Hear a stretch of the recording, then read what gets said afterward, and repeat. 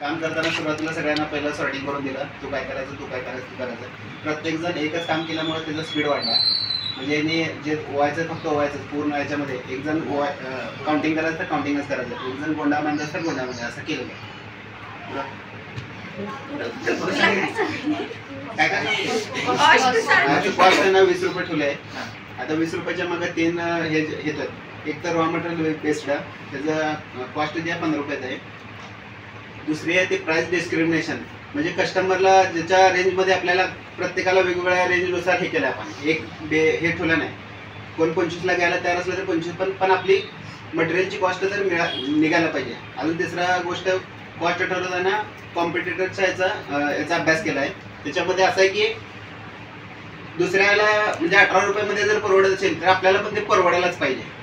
याचा म्हणजे 3 प्राइसमध्ये 3 गोष्टीचा विचार केला.